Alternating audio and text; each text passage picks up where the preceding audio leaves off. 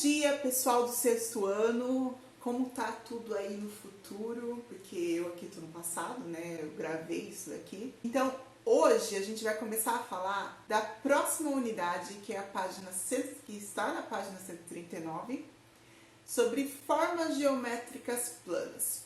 Então, antes de falar de círculo, circunferência, que já está aqui do lado, em algum lugar, primeiro nós vamos falar sobre formas geométricas planas, que a gente já vinha falando, né, do triângulo, do quadrilátero, do pentágono, são todas formas geométricas planas. E a apostila de vocês traz essas 4 figuras. Primeiro, um triângulo de sinalização. Segundo, um relógio. Terceiro, uma televisão. E por último, a pizza.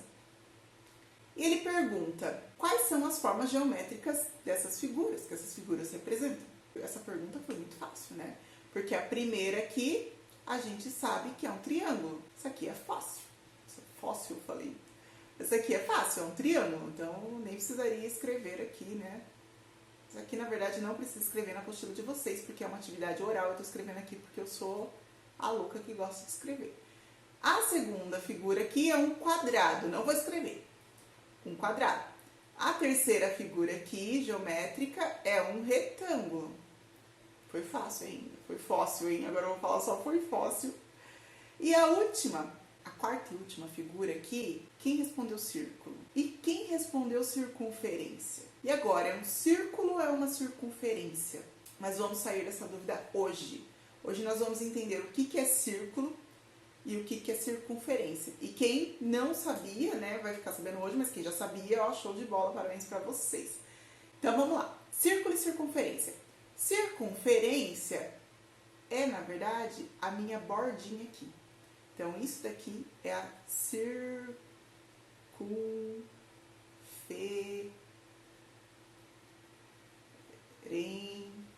Claro que não vai caber aqui se há.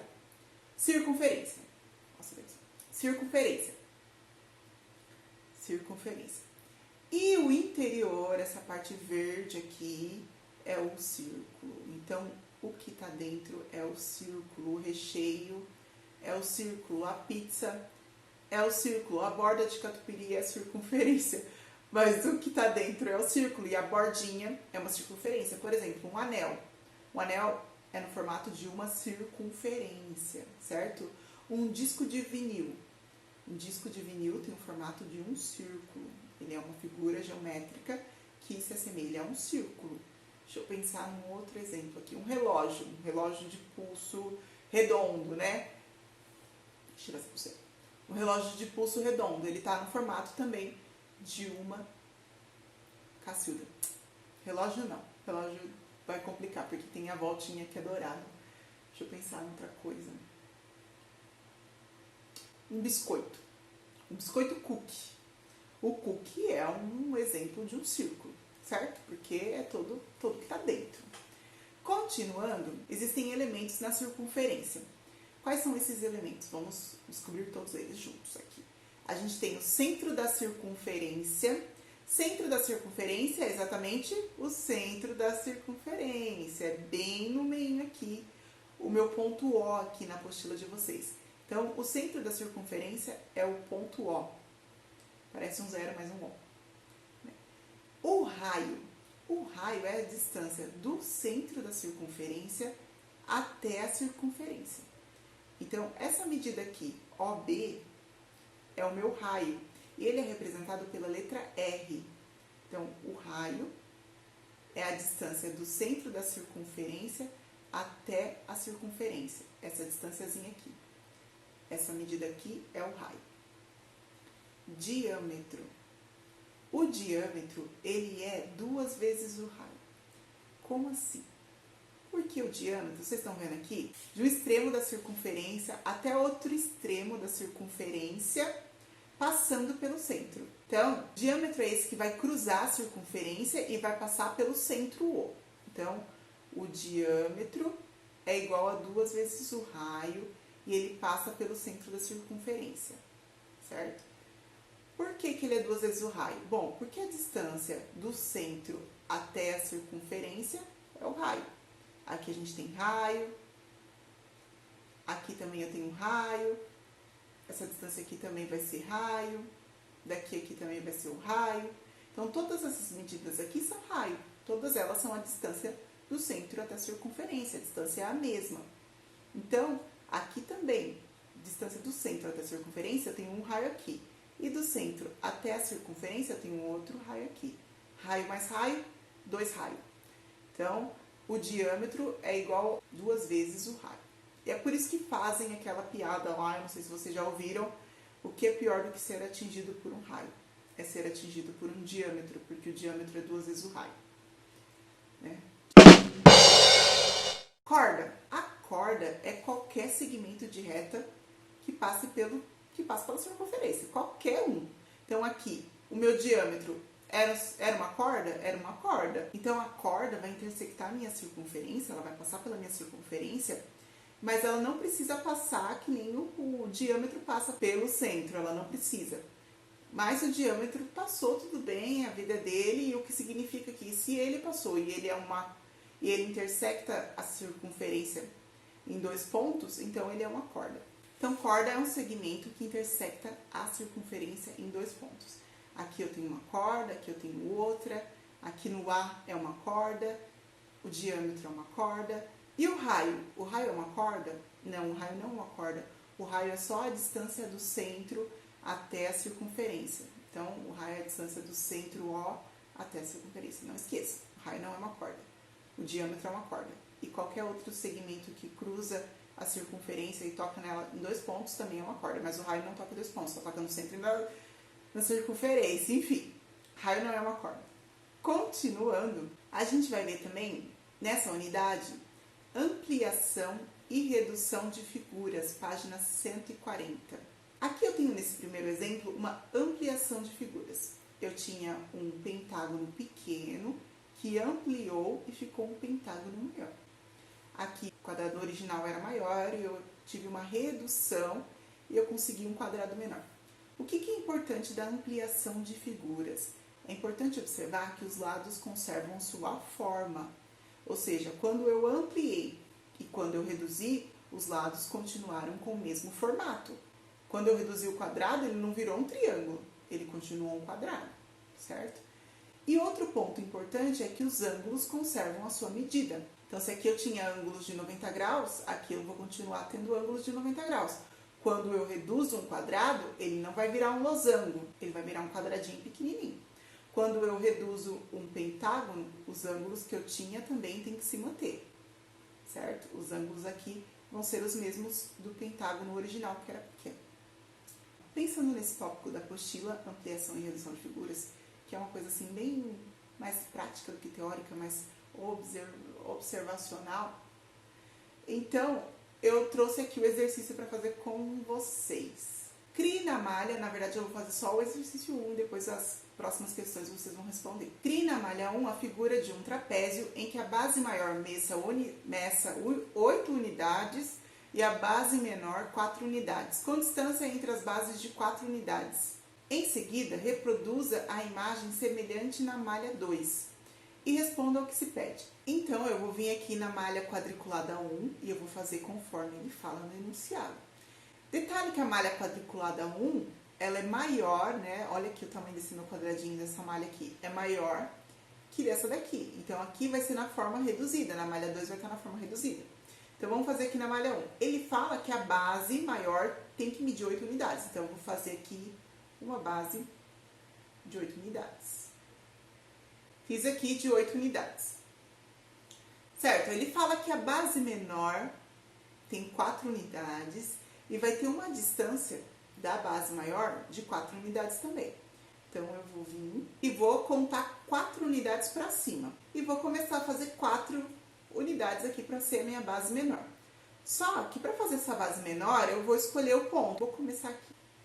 Certo? 1, 2, 3, 4, tá com uma distância de 1, 2, 3, 4 da base maior, que tem 1, 2, 3, 4, 5, 6, 7, 8. Beleza, agora é só juntar e fechar o meu trapézio, né? Que agora eu já fiz as bases conforme ele pediu, então eu só vou fechar aqui o meu trapézio. Por favor, hein, galera, façam com régua aí. Eu fiz aqui com esse auxílio didático aqui, mas vocês têm que fazer com régua, né? Pra ficar bonitinho. Próximo.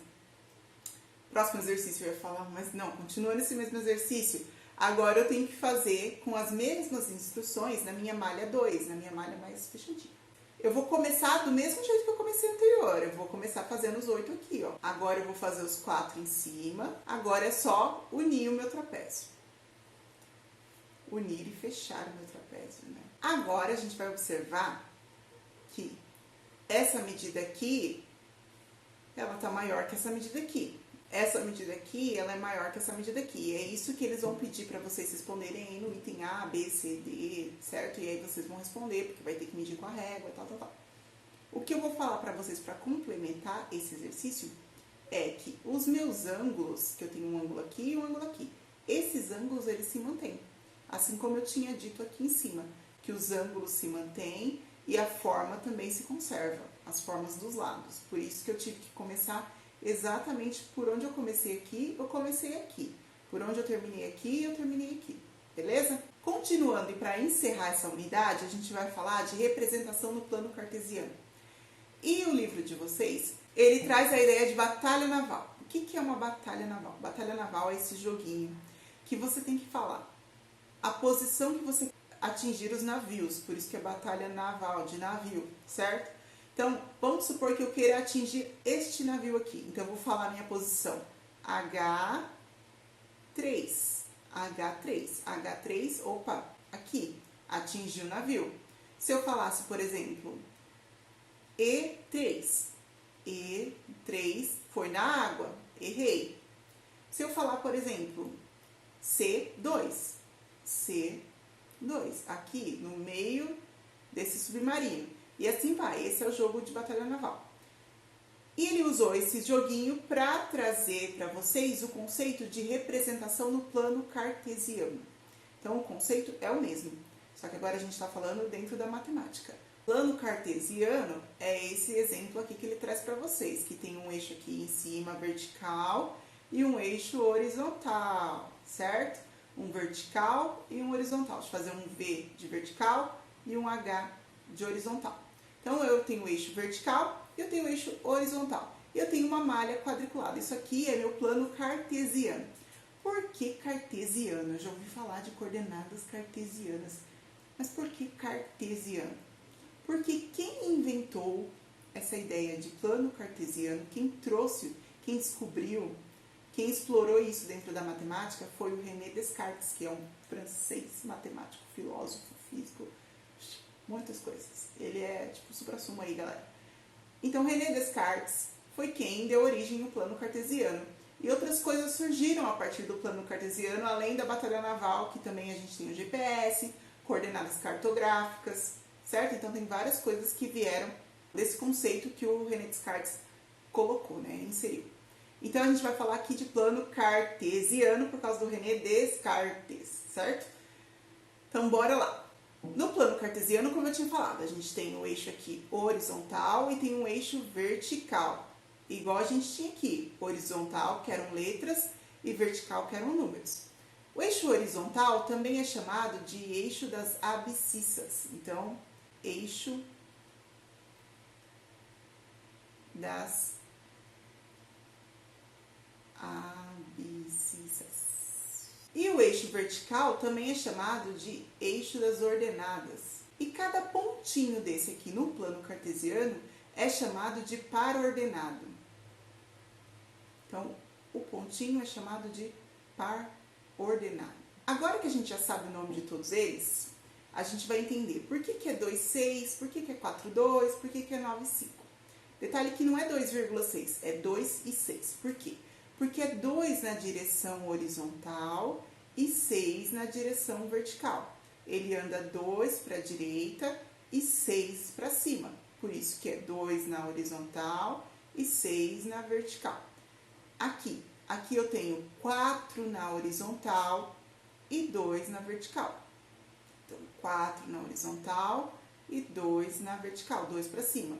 Esse último ponto aqui, o azul, eu tenho 9 pontinhos, né? 9 direções aqui, tenho que caminhar 9 vezes aqui para chegar no 9 aqui da horizontal. E 5, tenho que subir 5 degraus para chegar na vertical 5 aqui. Então, 9 na direção horizontal e 5 na direção vertical. Ou 9 no eixo das abscissas e 5 no eixo das ordenadas. Então, outra coisa que a gente tem essa convenção, que a gente costuma fazer, né, que é o certo fazer, é colocar primeiro sempre a horizontal e depois a coordenada vertical. Primeiro a coordenada horizontal, depois a coordenada vertical. Vou fazer um exemplo aqui para vocês. Se eu colocasse o ponto aqui, esse ponto aqui, que ponto é esse?